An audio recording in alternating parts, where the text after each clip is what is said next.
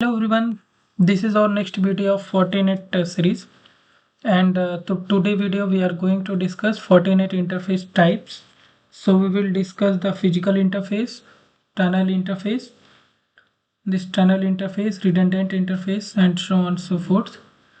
So let's begin with the video discussion. So first topic is the physical interface. A FortiGate has several physical interfaces that can connect to the Ethernet or optical cables depend on the FortiGate model. So this interface, this is the physical interface. So these all interface mark as a physical interface, and that could be the SFP or the copper based also. So let's quickly walk through the physical interface on the FortiGate. I'm just going to log in. So this is the physical interface. So if I click this, so this is the physical interface. It is showing here also in the physical section column. This port 1 is a physical interface. So I have other interface also, 1 2 3 4. So those are the physical interface in the case of my virtual machine.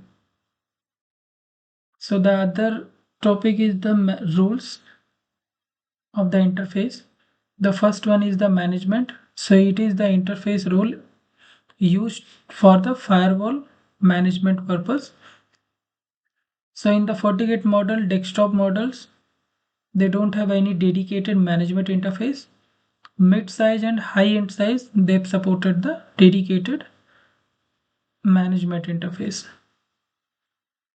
So it is recommended that you should use the management interface in case your FortiGate firewall is supported the physical management interface. So in the other lower end model, the same data interfaces are used for the firewall management purpose. Higher end of the firewall, FortiGate firewall, they comes with a dedicated management interface, and that interface we will use for the management purpose. And the functionality of managing firewall configuration using the dedicated interface is known as the out of band management. So basically we are not using the data interfaces. And the second one is the WAN. So it is the role of interface used to connect MPLS or ILL link, means that in any untrusted communication, I would say. So some models have an interface level WAN and WAN 1, and some models have a dedicated interface. So just like a management interface, some FortiGate firewalls is having their dedicated WAN interface also. And the LAN, it is the role of interface used to connect internal switch considered as a secured network. So let's quickly see these interfaces on the FortiGate VM. So these are the interfaces rules. So I click the physical interface one.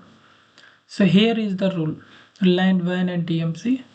So let's quickly discuss this over my whiteboard. So let's say I have this FortiGate firewall.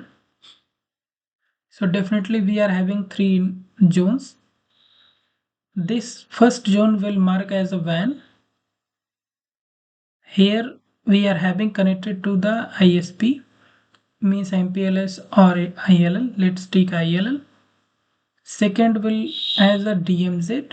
So here we have some servers. Those are the internet facing servers. And here we have our LAN segments. So this will as a LAN.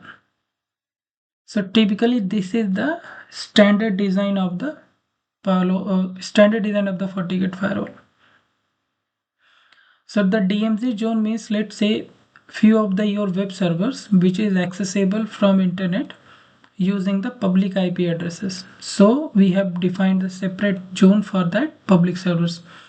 So users, let's say user is here and they want to access some of your company resources which is in the organization. So they will access using this DMZ interface. DMZ zone or DMZ interface or DMZ role. So we will discuss this thing in the more detail way in the upcoming video. This is just the overview. So let's move further. Another one is the loopback interface. So a loopback interface is a logical interface that always up, and it is used for the management access BGP on the routing table. So and we can use in the case of that site to site VPN for that routing purpose to define that. So in the case of routing and management traffic, we can use this loopback interface in the OSPF. So this is the use of this loopback interface. How we can create that loopback interface? So we can see this also. Just go to this network and interface section. Click on the create new interface, and here we can select using the loopback interface, define the name and okay. So using this, and this loopback interface will be created. The another one will be the One Arm Sniffer. You can use One Arm Sniffer to configure a physical interface as one arm intrusion detection system. Traffic sent to the interface is exempt for the matches to the configured security profile. So basically this is function to use for the IDS. It is not a IPS to prevent and drop. It is only to detect IDS. So let's say this one is the image. The traffic forwarding is still controlled by the main FortiGate. We have that sniffer port. It is connected to that one arm sniffer port. And now it is used for the DDK participate to switch and router. And here is the Fortinet to take the traffic. So basically this is for the IDS, one arm sniffer. So this will be connected to your copy of your traffic from main FortiGate. So here you will see that copy of traffic from main FortiGate, and this will be the your one arm. Just change the color. So this interface will consider as a one arm sniffer, and it is used as a IDS on the FortiGate. So we can see that in configuration also. I just need to click the physical interface, click on the one arm sniffer. This is the option, one arm sniffer. And now here some of the things are defined. We can apply the filters.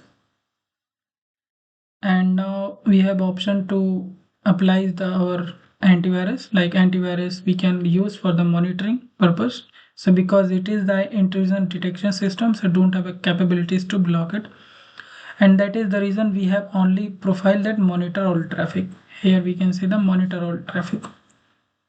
There is no option to delete, drop the session. Only we have to monitor it. So this is used for the IDS purpose if we want to deploy FortiGate as IDS.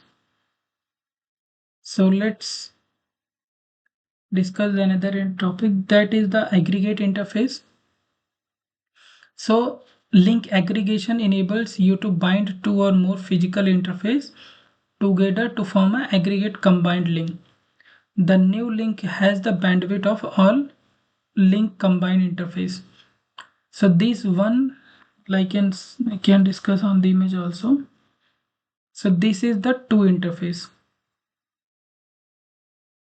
So this is the two interface, and they have combined using the aggregate and form as a one interface.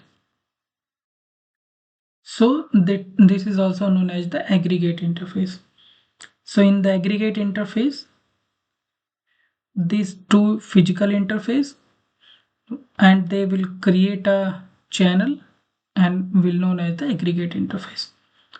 And if they are having the 100 MB, then after combining it will become the 200 Mbps. So because they use the combined bandwidth. So I have one aggregate interface. Let me open it.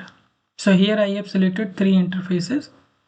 The name is the tunnel with PA. A name could be anything. And these are the three interfaces, and role I have defined as a LAN. Whatever role you want to define, you can define it. And the combined bandwidth will be the consider in the case of the aggregate interface. So other one is the redundant interface. So this feature is like aggregate interface. The major difference is redundant interface group only uses one link at a time, and aggregate link uses total bandwidth. So this was the difference, like in the case of aggregate interface, they will use the combined bandwidth, let's say 100. So they will use the 300. But in the case of redundant, let's say if we have a two interface, if I go my whiteboard, so let me remove it quickly. So in the case of, let's say this is the aggregate interface from your FortiGate to switch on Cisco switch. So in case of aggregate, this combined bandwidth will be used. Let's say if it is 100, then it is 100. So both will be used. And in case of this link fail, this will still process the traffic. But in the case of redundant interface,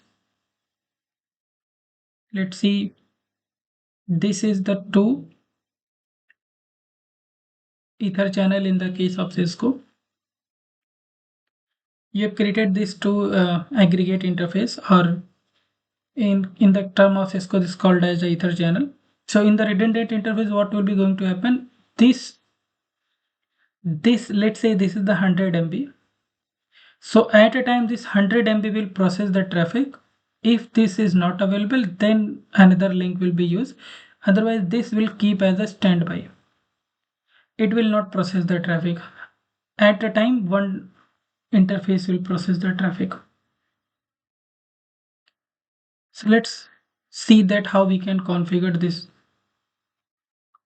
So we have option to create a new interface, and here we have to select the redundant interface.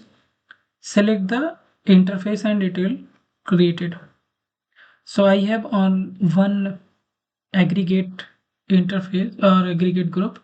Let me remove my interface from that group, and I can, so that I can show you. Now physical interfaces are available here. Create new interface. Now select the redundant. Here redundant interface and interface member, select that member. But keep in the mind, only at a time one interface will be used, other will be the standby. If one interface will down, another will be used. So this is the major difference between the redundant interface versus aggregate interface. And the last topic of this video is the tunnel interface. So the tunnel interface is used for the VPNs, IPsec and remote based VPNs. So we'll see in the upcoming videos on the very detailed way of the tunnel interface.